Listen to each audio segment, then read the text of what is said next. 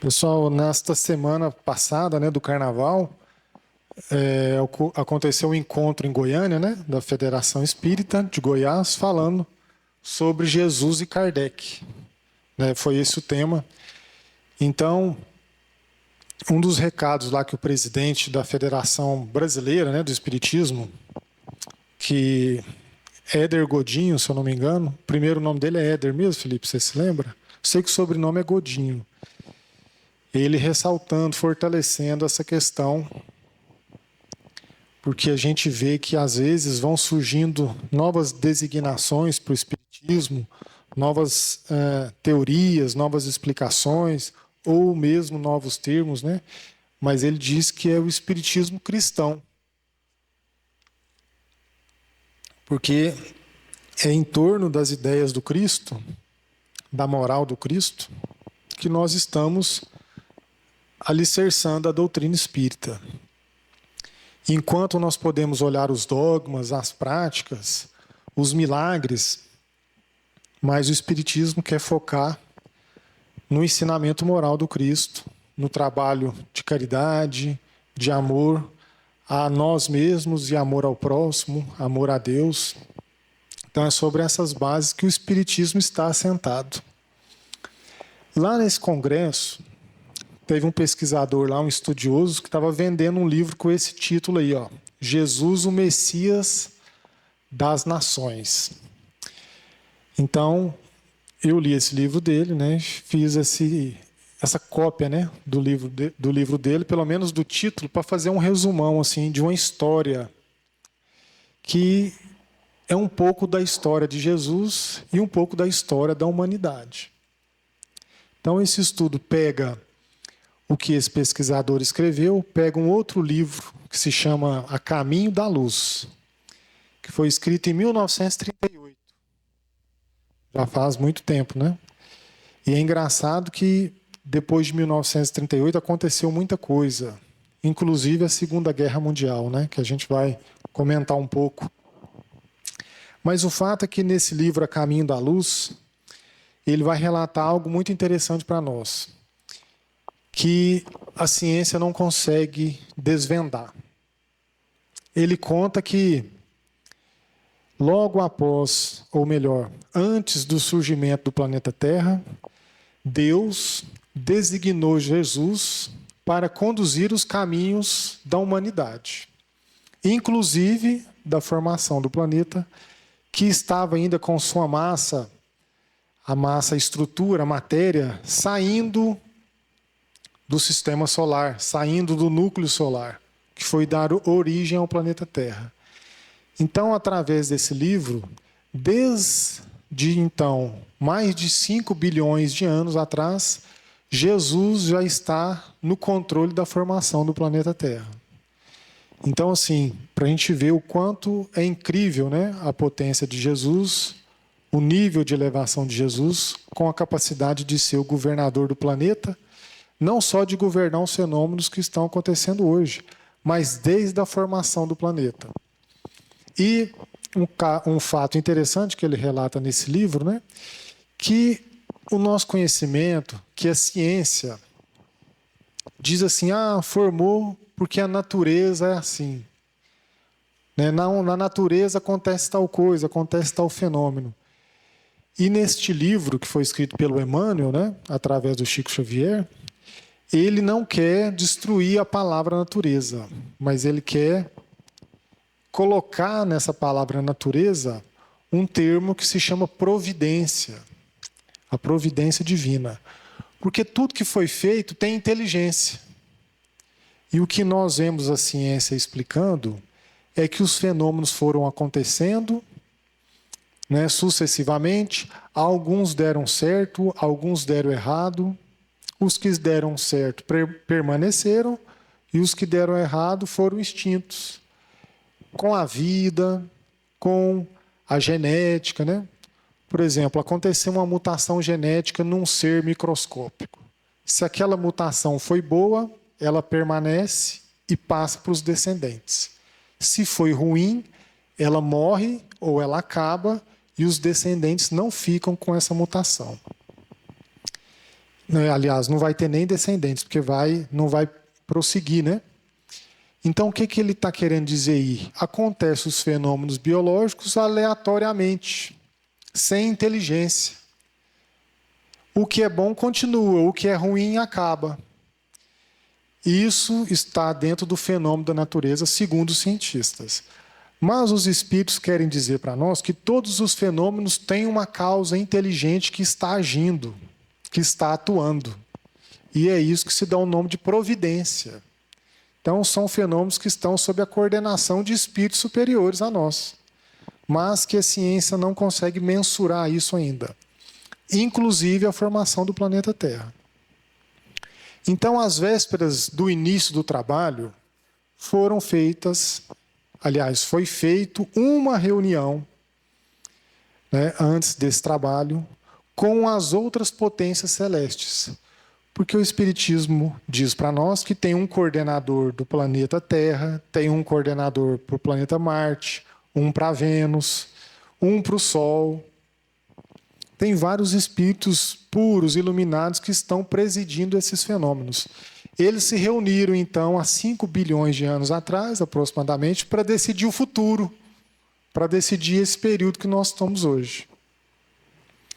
Essa é uma informação, então, que está neste livro A Caminho da Luz, né, de 1938. Depois desse período, né, quando a Terra estava passando pelo desenvolvimento geológico, né, o acalmamento, digamos assim, das forças geológicas para formar os continentes, os oceanos, as vidas primitivas, ocorreu uma outra reunião com espíritos de outros orbes. Mais uma reunião, mas desta vez não foi para falar do planeta Terra, e sim para falar de uma transformação, digamos assim, que estava acontecendo num outro sistema de planetas, chamado Capela. Lá em Capela tem um espírito crístico também, que controla a evolução, que está coordenando a evolução das espécies lá, né, dos habitantes de lá. Lá, naquela época, há alguns milhares de anos, não bilhões, mas alguns milhares de anos, acontecia um processo como o que está acontecendo com nós hoje, que se chama transição planetária. Então, lá, parte da população já tinha se desenvolvido moralmente e intelectualmente, e parte da população estava atrasada. Tinha muita inteligência, mas pouca moral, que é o que nós estamos vivendo no planeta Terra hoje. Nós vemos os países, as potências, com muita tecnologia, com muita bomba, com muito drone, né? Um drone que não pode ser detectado com radar, porque ele voa conectado numa fibra ótica finíssima. E esse drone vai carregando bomba, por exemplo, da Rússia e cai lá na Ucrânia, explodindo, né? Então, é apenas um exemplo, mas a gente sabe que as potências bélicas, os Estados Unidos, a Rússia, o Japão, a China, a Coreia e muitos outros, têm bombas, têm armamentos suficientes para destruir a Terra várias vezes. Então precisava destruir só uma vez, né? Não precisava destruir tantas vezes. Mais um que fica querendo demonstrar mais poder para o outro. Neste grupo de estrelas que se chama Capela, então o processo era semelhante ao que nós estamos vivendo hoje. Espíritos já evoluídos moralmente e intelectualmente, convivendo com espíritos inteligentes, mas moralmente atrasados. Então, o coordenador deste planeta Capela, desse sistema de Sol Capela, né, que se chama Capela, imaginando o que queria fazer com esses espíritos atrasados, o que ele fez? Mandou um WhatsApp para Jesus. Falou: Jesus, eu estou sabendo que você tem um planeta aí que está com os espíritos muito atrasados.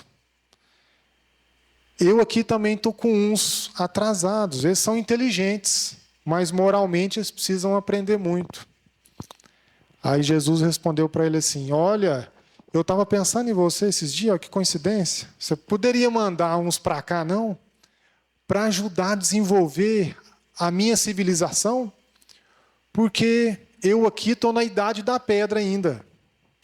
São espíritos ainda que não desenvolveram a agricultura, não desenvolveram a escrita. São nômades, ficam viajando, buscando água, buscando comida. O espírito coordenador de capela, não conheço ele ainda, não sei o nome dele. Ele falou assim: uai, vai dar certo demais então. Era mineiro, só sei que ele era mineiro. E o espírito de capela, então, reunindo com Jesus, obviamente que é algo muito sério, né? A gente está brincando, mas é algo muito sério. Enviou alguns milhões, não são todos. Como os professores costumam falar na sala de aula. Às vezes é uma sala boa, tem uns 3 meninos lá que contaminam tudo. Eles são bagunceiros demais. Aí tem que se controlar aqueles 3 ali, 4, já resolve muita coisa. Então é uma proporção pequena. Então esses milhões de espíritos vieram, né, para a Terra e foram recebidos por Jesus. Jesus já tinha aqui na Terra mais ou menos entre 20 e 25 bilhões de almas humanas, né? Somos nós, que está sob a coordenação de Jesus. Sem falar dos animais, das plantas, dos seres aquáticos, dos fenômenos geológicos, está tudo na coordenação de Jesus. Então, os grandes espíritos, eles fizeram lá uma reunião e deliberaram, né, votaram. Falaram, não, vai dar certo, vamos mandar esses espíritos para a Terra. Só que lá estava muito mais adiantado que aqui. Será que esses que estavam lá queriam vir para cá? Não queria vir de jeito nenhum. Vieram contrariados. Porque eles estavam num verdadeiro paraíso, um planeta mais evoluído, mais desenvolvido. Mas tiveram que vir assim mesmo, porque eles não alcançaram o progresso moral necessário.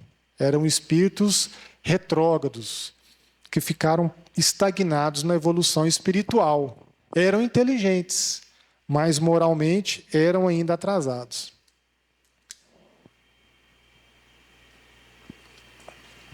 Então, começou esse processo de degredo. Então, Jesus recebeu no seu reino de amor e de justiça. Porque lá também o reino é de amor e de justiça. Aqui também o reino é de amor e de justiça. O reino que Jesus está implantando aqui é o mesmo de lá. É o mesmo sentimento. Mas quem não se adequa, quem não se adapta, tem que passar por outras provas, por outros testes, para poder amansar o coração. Né? Uma terra pedregosa precisa ser passado o arado, um trator que quebra a pedra dura para poder plantar. Uma terra fértil não precisa passar um maquinário pesado para plantar, porque a terra está fértil, está bem adubada, está bem com boa aeração, então está fácil plantar uma boa semente num bom coração. Então esses espíritos vieram para cá.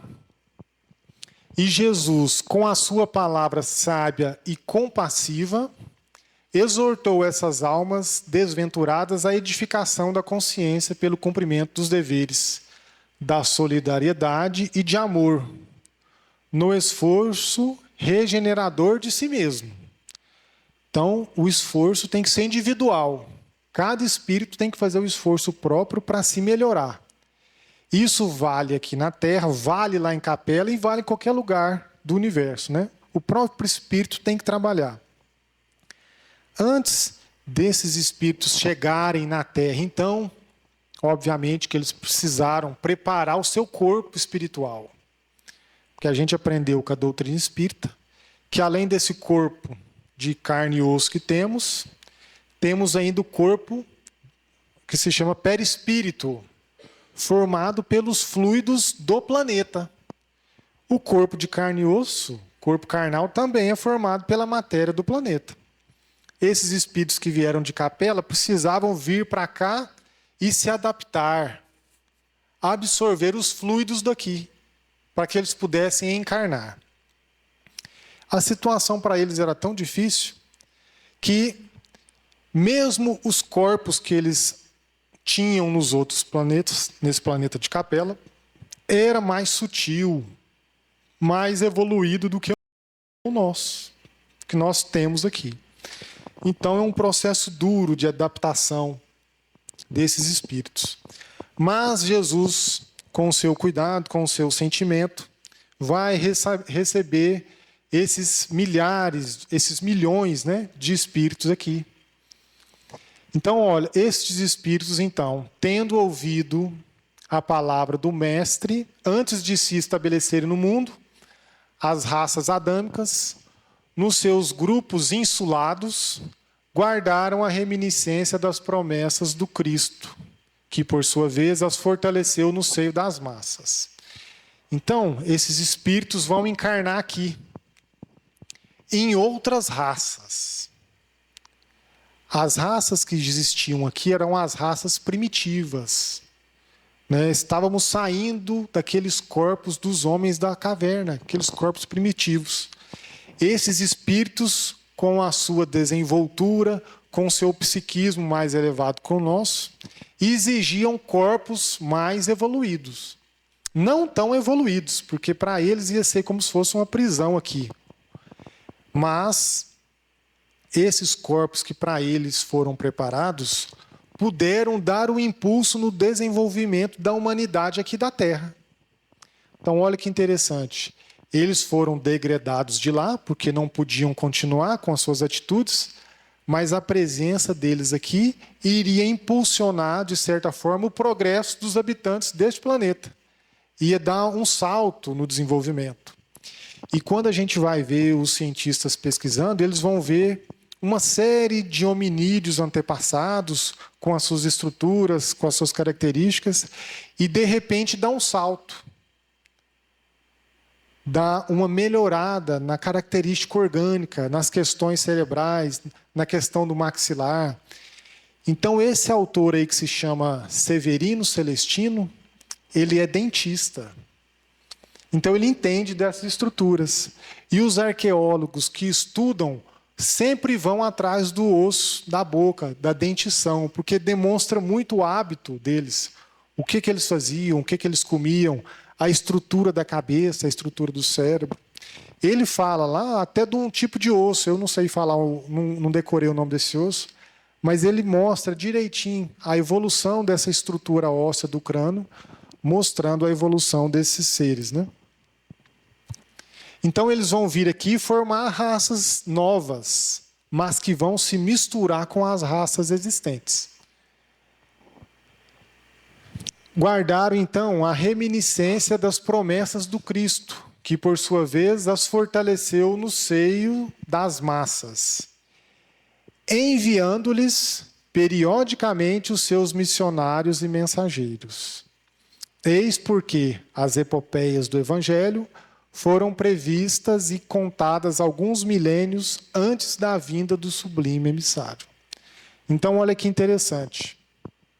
Eu mesmo sublinhei por minha conta ali que esses espíritos, quando vieram para a Terra, eles foram recebidos pelo próprio Mestre Jesus. Jesus recebeu esses espíritos particularmente, conversou e explicou para eles os trabalhos do futuro, o que precisava ser feito, as dificuldades que eles iriam encontrar, e prometeu para eles, olha lá, ó, que enviaria periodicamente os seus missionários e mensageiros. Um detalhe que eu esqueci de comentar, quando esses espíritos foram degradados de lá para cá, não vieram apenas aqueles atrasados.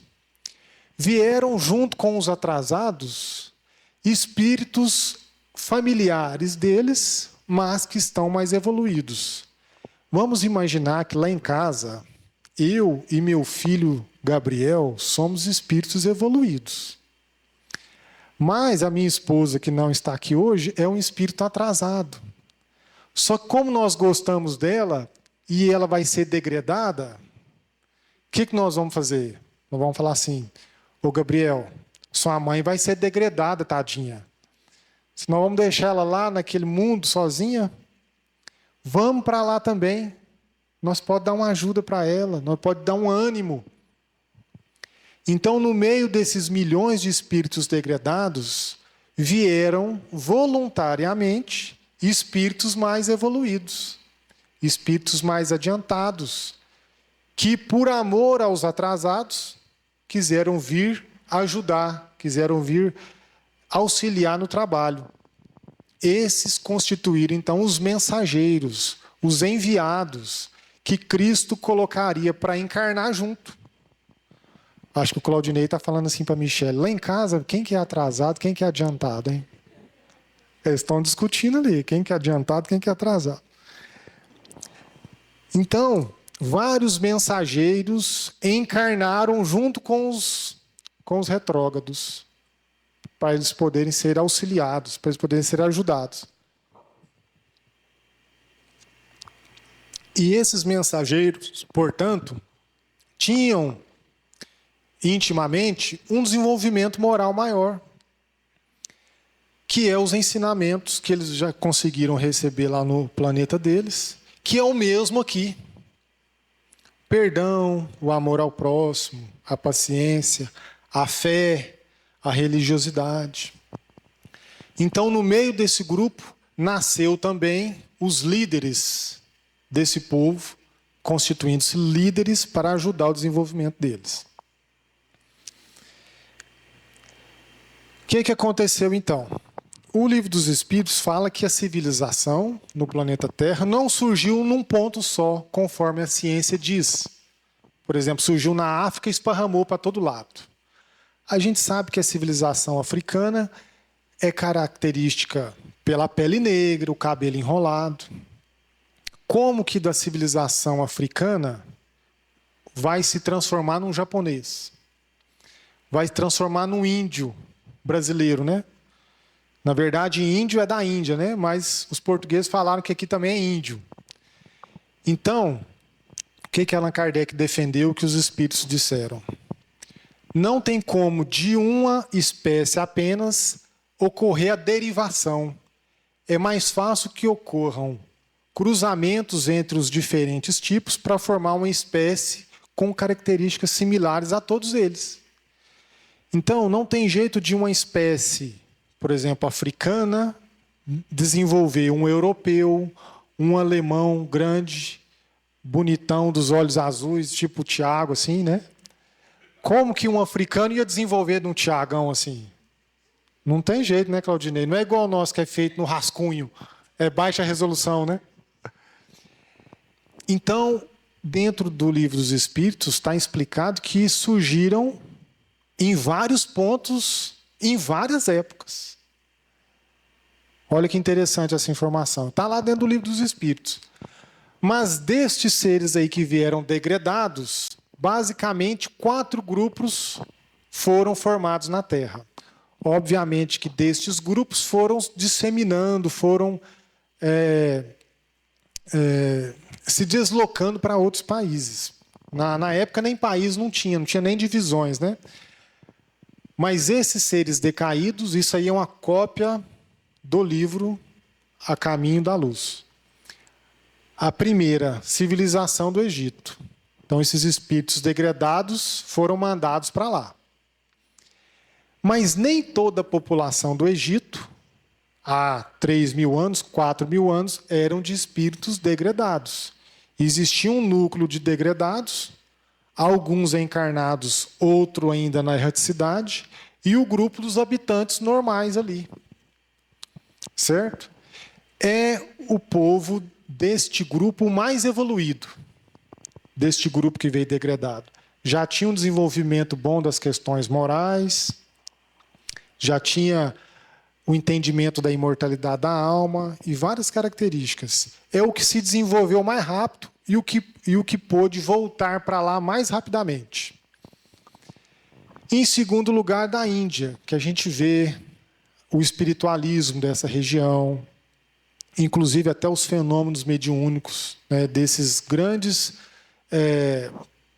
mestres da Índia, né, que se esparramaram por várias regiões e ensinaram tanta gente. Só que neste grupo aí aconteceu muitos problemas. Até coloquei entre parênteses lá, as castas. O que é isso? As divisões.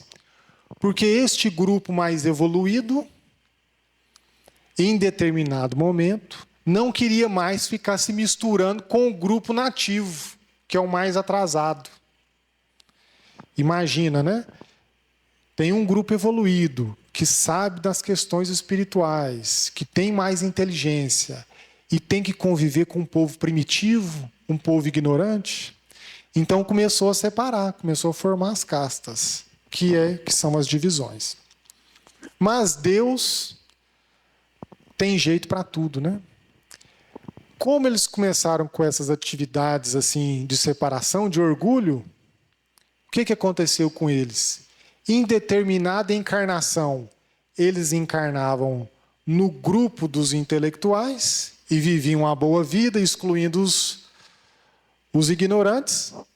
Em outra encarnação, eles encarnavam aonde? No meio dos ignorantes, no meio dos escravos. Porque eles começaram a sentir na pele, então, o que eles faziam os outros sofrerem. Alternava. Aqui com nós pode acontecer isso. Eu posso ser um homem muito rico, uma pessoa poderosa, que posso extorquir os meus funcionários, os meus empregados, ser uma pessoa cruel. Na próxima encarnação, eu vou nascer totalmente pobre, totalmente dependente, para me aprender o valor do poder, para me aprender o valor da riqueza. Porque eu vou depender disso e não vou ter. Então, apesar de terem uma questão espiritual muito desenvolvida, começou a acontecer esses processos lá. Um outro grupo que é chamado dos árias. Os árias já era um pouquinho complicado. Zero de religiosidade. Zero. Eram revoltados de terem vindo para cá expulsos. Não queriam ficar aqui de jeito nenhum, queriam voltar para lá. Vocês viram que num slide para trás, eu coloquei lá que... copiei o trecho, né? Aqui, ó. Deixa eu ver se eu consigo apontar aqui. Ó, guardaram a reminiscência das promessas do Cristo. Eles tinham um pouquinho de memória do que aconteceu. Eles tinham um pouquinho de lembrança de que eles vinham expulsos. Isso era providencial, essa memória, para que eles pudessem sentir a necessidade de melhorar. Porque senão eles iam continuar aqui sofrendo. Uma vaga lembrança, uma vaga memória, né? Os árias, então, sofreram bastante. Eles não construíram nem templos, porque eles não tinham religiosidade, né? Olha o tanto que o Egito construiu templo, construiu pirâmides, centenas e centenas de pirâmides, muito elaboradas. A gente só fica falando das 3 grandes, né? Mas tem mais um tanto. E tem muito ainda que não foi descoberta. A Índia também, o tanto de construção que tem lá, né? É uma coisa muito interessante. Os árias não faziam templos. Por isso que na história humana é difícil saber por onde que esse povo andou. Porque eles não construíram. Eles ficavam migrando. Então eles saíram do norte da África, foi para a Europa, depois foi para a Rússia, né? Tudo descendente desse grupo aí de árias. É daí que forma os arianos. Então, é este grupo. Só que esse grupo tinha uma característica muito interessante. Ele recebia bem os nativos, aqueles hominídeos que já existiam aqui na Terra. Não tinha assim preconceito com eles. Eles queriam ir embora. Eles não queriam ficar aqui. Queriam achar um lugar bom para eles, ficar aqui, mas queriam voltar rápido. Eles não tinham raiva de quem estava aqui, não se sentiam melhor que eles, né? Eles só eram revoltados de ter vindo. E por último, que eu acho que é o mais interessante, que eu acho que é o que mais está ligado com a gente, que é o povo de Israel. Por que eu acho? Porque como nós somos né, estudiosos desse povo, do Velho Testamento, do Novo Testamento, das histórias de Jesus, que foi onde ele escolheu para nascer. Porque, assim, onde que Jesus precisava ter nascido? Precisava não. Onde ele podia ter nascido aqui no planeta Terra, há 2000 anos atrás? Se a gente for ver o que a história diz, a China tinha muito mais gente do que na região lá de Israel. Era uma civilização muito maior, já estava mais desenvolvida, inclusive. Podia ter nascido em Roma, podia ter nascido na Grécia, que já eram civilizações desenvolvidas. Mas olha onde que Jesus escolheu nascer, né? No meio do povo hebreu. Um povo que não tinha nação, que não tinha país. Então eu acho essa história do povo hebreu uma história muito interessante. Se a gente pega lá no Velho Testamento, e é uma coisa que a gente está devendo muito dentro do Espiritismo, que é estudar as Escrituras antigas, o Velho Testamento, o Novo Testamento e o Espiritismo. Você tem que estudar as três coisas, porque senão você não entende nada. Porque está carregado de poesia esses livros, de simbolismo. Então, o Espiritismo vem trazendo informação nova para nós dessa união desses três livros, ou dessas três épocas, né? O Velho Testamento, o Novo e o Espiritismo. O Abraão, né, o patriarca do povo, né? Ele teve um tanto de filho lá, mas os dois mais importantes é o Ismael e o Isaque. Os descendentes de Ismael originou grande parte do povo, o povo ali da região árabe, certo? Descendentes de Ismael. De Isaque teve dois filhos só, Esaú e Jacó. Jacó, no Velho Testamento, conta que ele teve um sonho grandioso com Deus, que existia uma luta entre ele e Deus. Então, o nome dele mudou. É interessante que isso acontece quando a pessoa passa por algum fenômeno, alguma transição na vida, naquela época, que ela muda de nome, porque isso é transformador. Então, o Jacó passou a ser chamado de Israel, aquele que luta com Deus. Olha o significado do nome, né? Luta com Deus. Aí não dá para saber se ele estava junto com Deus lutando contra alguém, ou se ele estava lutando contra Deus, né? Que aí é fria para ele, né? Então, o Jacó, ou Israel, teve 12 filhos. Israel teve 12 filhos. Do mesmo jeito que Ismael teve 12 filhos também, que foi formar o povo árabe. Desses 12 filhos de Israel, os 3 primeiros que teriam direito a conduzir o país, primeiro seria o Rúben, né?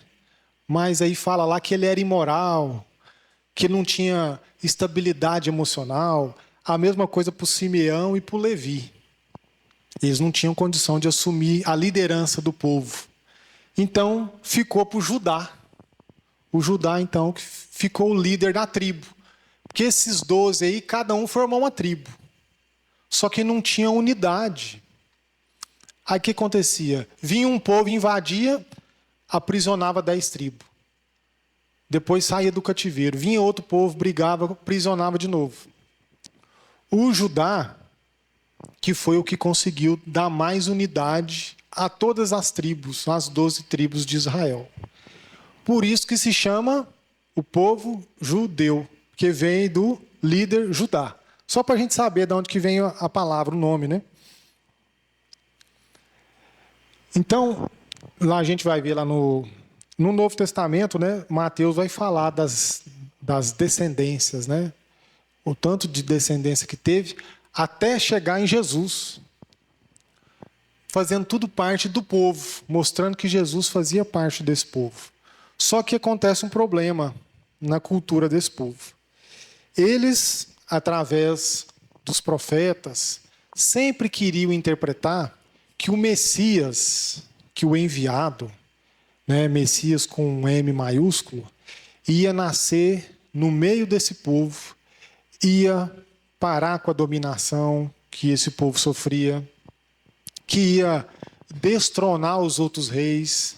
Então eles tinham assim um certo orgulho em ter ouvido uma dezena de profetas que sempre vinham renovando esses contos, essas histórias, de que no seio daquele povo ali viria nascer o Messias. E apesar deles terem essa ideia de exclusividade, de ter de certa forma esse orgulho, eles tinham uma característica própria desse povo que os outros povos não tinham originalmente, que foi o primeiro povo a crer no Deus único. Então foi o primeiro povo antigo a crer no Deus único. Não era um regime politeísta, né? Era um regime monoteísta, que é o que a gente vivencia até hoje. Então eles tinham desenvolvido uma fé muito grande em Deus. Só que aí a gente vai ver o Emmanuel dando um alerta aí sobre essa história, né? Isso aí também, gente, foi copiado do livro. Eu falo isso porque se alguém for ficar bravo, eu ponho o Emmanuel na minha frente e sai de perto. Então o capítulo chama o povo de Israel. Dos espíritos degredados na terra, foram a raça mais forte e mais homogênea. Certeza na existência de Deus. Muito grande também era o seu orgulho dentro de suas concepções da verdade e da vida. Consciente da superioridade de seus valores, nunca perdeu a oportunidade de demonstrar a sua vaidosa aristocracia espiritual, mantendo-se pouco acessível à comunhão perfeita com as demais raças do orbe. Então, realmente, eles tinham uma fé mais desenvolvida que os outros povos, tinham uma boa intelectualidade, mas tinham orgulho. Não se misturavam fácil com os povos que estavam ali ao redor, com os povos primitivos. Tanto é que eles, por já terem conquistado essa ideia do Deus único, eles não espalharam essa notícia, eles não espalharam essa cultura para os povos vizinhos. Ficaram tudo ali naquele círculo íntimo, né? Por isso que, nesse slide aqui, nós colocamos o povo de Israel no último lugar, né? Porque, apesar dos áreas também terem algumas características sérias que precisavam melhorar, mas eles se misturavam com os outros e não tinham religiosidade. Eu acho que isso até é um ensinamento para nós, né? Porque na doutrina espírita a gente não faz, se eu não me engano, se chama proselitismo. O que é isso, Tiago? Você ficar fazendo campanha para os outros ser espírita também?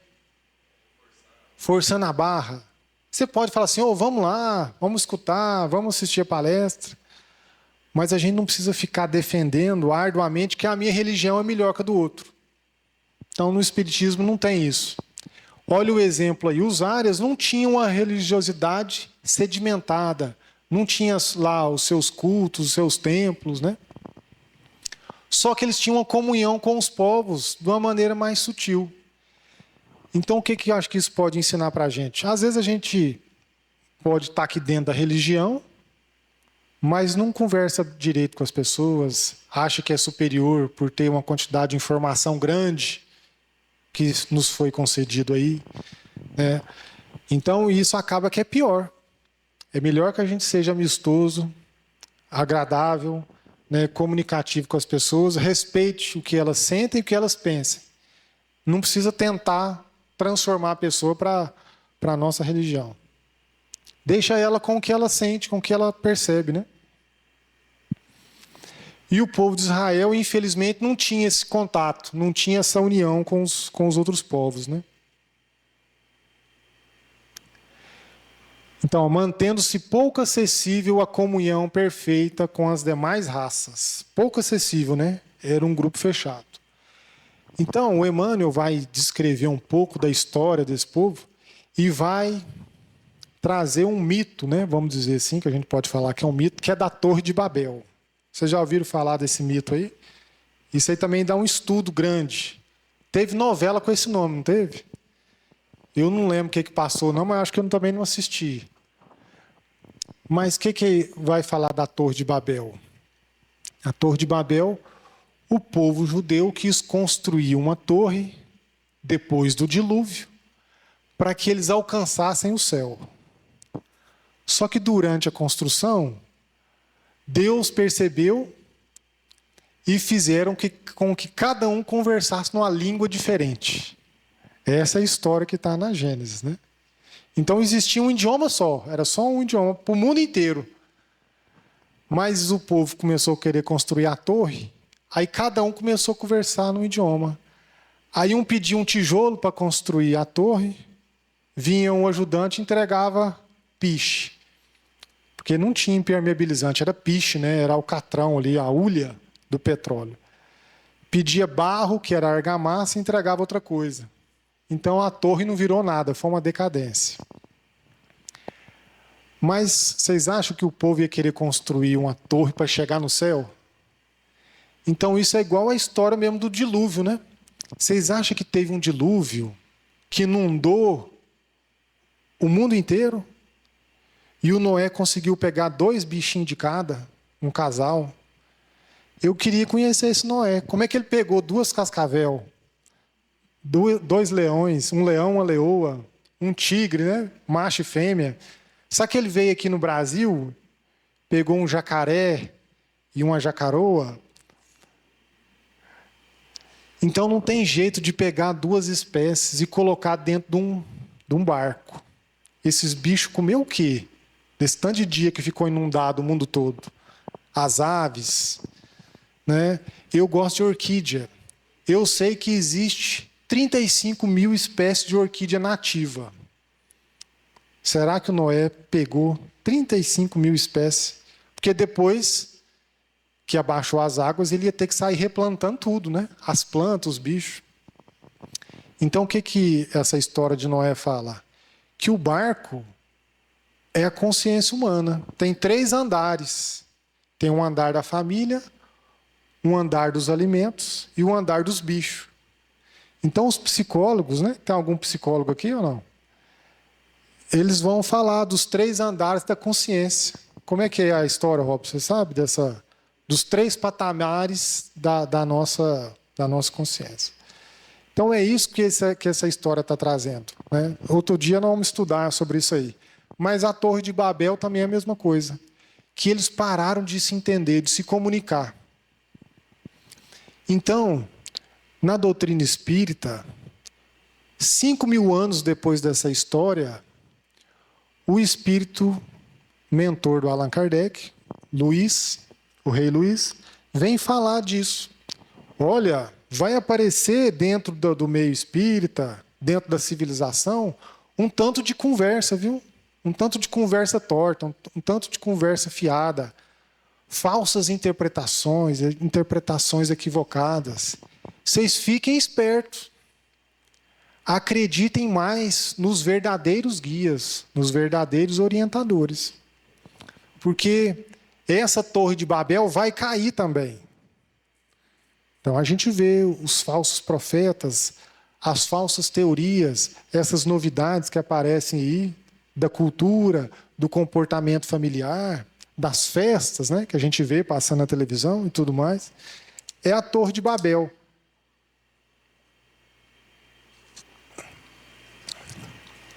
Que é não só uma história daquela época, mas é uma história atual.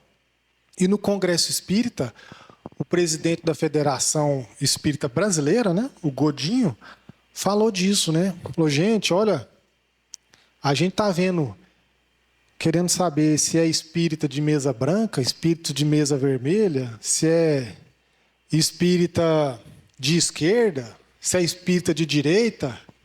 E ele falou até assim, se é espírita kardecista, eu falei, uai, eu falava espírita kardecista, né? Ele falou assim, gente, é espírita cristão. É espírita cristão, porque a essência é Cristo. São os ensinamentos do Evangelho, né? Kardec foi o codificador, né? Não está desmerecendo Kardec. Mas é uma doutrina cristã. E às vezes eu escuto pregações de padres de outras religiões na televisão, e eles falam assim, o espiritismo nem cristão não é. Fala desse jeito. Evoca os mortos, quer conversar com os mortos e dá uma série de justificativa, né? Que eu acho que assim, eles nem estudaram para falar, né? Então esse é um mito, né? Um mito não, uma história, né? Da Torre de Babel.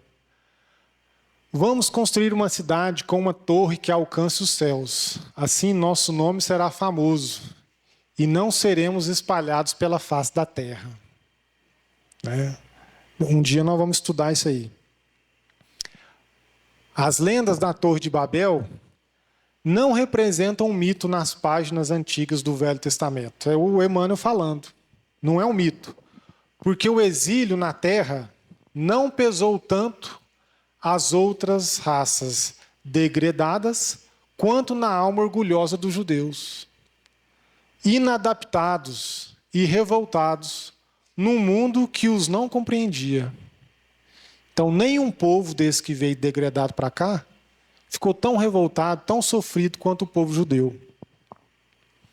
Mas a gente vê que Jesus, né, desde lá do começo, ele recebeu todos esses espíritos aqui, com ternura, com carinho, explicou os desafios, né? E enviou os mensageiros. Esse aí é um dos mensageiros, ó. Alguém já viu essa imagem aí? Sabe mais ou menos o que é essa história?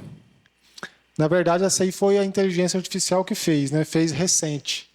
Hoje tá bom demais. Eu peço para fazer lá, eles fazem. Não precisa pagar nada. Essa aí é a história de Moisés, né? Que era filho de uma escrava. E a escrava sabia que o filho ia sofrer. Mas a escrava sabia que as filhas do faraó tomavam banho no rio Nilo, logo perto ali onde eles ficavam. E ela arrumou uma cestinha, pôs um nenenzinho lá dentro. Por acaso esse nenenzinho chamava Moisés. A correnteza levou. E uma das princesas, filhas do faraó, pegou a cestinha, né, e cuidou do Moisés dentro do palácio. Então, dentro do palácio, existia a doutrina dos espíritos mais evoluídos, dos espíritos adiantados. Então, Moisés aprendeu com os espíritos superiores. Não superiores, assim, elevadíssimos, né? Mas dentro daquele grupo, foi um descendente ali que aprendeu, né? Vamos encontrar o grande legislador hebreu, saturando-se de todos os conhecimentos iniciáticos no Egito Antigo, onde o seu espírito recebeu primorosa educação, à sombra do prestígio de Termutz, era a irmã mais velha dele, digamos assim, adotiva, né? Cuja caridade fraterna o recolhera. Moisés, na sua qualidade de mensageiro do Divino Mestre, procura então concentrar o seu povo para a grande jornada em busca da terra da promissão. Médium extraordinário, realiza grandes feitos ante os seus irmãos e companheiros maravilhados. Então, olha que interessante, né? Ele foi orientado ali para poder resgatar o povo e começar a civilização que hoje a gente vê que é o país de Israel, né? Que inclusive foi formado com a ajuda de um brasileiro que era presidente da ONU na época. Mas vamos lá que o tempo está acabando. As organizações dos doutores da lei subsistiram no curso incessante dos tempos, falando do povo hebreu, né? Embalde esperaram eles outro Cristo nestes 2 milênios que ora chegam a termo. Então o povo hebreu, o povo judeu, não aceitou Cristo como Messias. Estão esperando até hoje um novo Messias, né? A realidade é que um sopro de amargura pesou mais fortemente sobre os destinos da raça, depois da ignominiosa tarde no Calvário. Então, depois da crucificação de Jesus, que foi feita no seio ali daquele povo, né? Ficou mais pesado o caminhar deles. Algumas divergências dentro desse povo já existem na interpretação dessa questão do Messias, tá? Segundo a concepção, o Senhor deveria chegar no carro magnificente de suas glórias divinas, trazido do céu à terra pela legião dos seus tronos e anjos. deveria humilhar todos os reis do mundo, conferindo a Israel o cetro supremo na direção de todos os povos do planeta. Era essa a ideia que o povo tinha, né, da chegada do Messias. Finalizando, em vez disso, o Cristo surgira entre os animais humildes da manjedoura. Apresentava-se como um filho de carpinteiro, e no cumprimento de sua gloriosa missão de amor e de humildade, protegia as prostitutas, confundia-se com os pobres e com os humilhados. Visitava as casas suspeitas para de lá arrancar os seus auxiliares e seguidores. Seus companheiros prediletos eram os pescadores ignorantes e humildes, dos quais fazia apóstolos bem-amados. Então, olha a grandiosidade de Jesus, né? Ele fez diferente do que o povo imaginava, de que viria um rei, queria destronar, mas ele veio para os humildes, veio conviver com os pobres, com os sofredores, né, com os desviados. E este, então, é o grande ensinamento para nós, né, para que a gente siga este exemplo e que jamais pensamos que, por ter o conhecimento da doutrina espírita, por estar estudando, que temos algo maior ou algo melhor do que as outras pessoas, né? Temos realmente que seguir os passos do Mestre, como ele está mostrando aí, né? Indo atrás dos sofredores, dos doentes, para aliviar e para acalmar todos. Pessoal, este é um breve resumo de 5 bilhões de anos, então, né? Da história que começa desde a formação da Terra até os dias de hoje. É o livro A Caminho da Luz. Falei muito, hein? Alguém quer perguntar? Para o Felipe ou para o Robson? O Felipe quer comentar.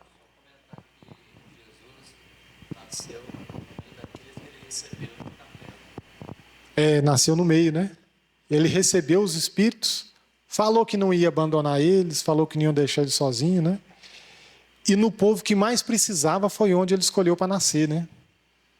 Isso que é uma grande lição, né? Ele vai atrás dos sofredores, dos doentes, né? Dos aflitos. Mais alguém? Muito bem.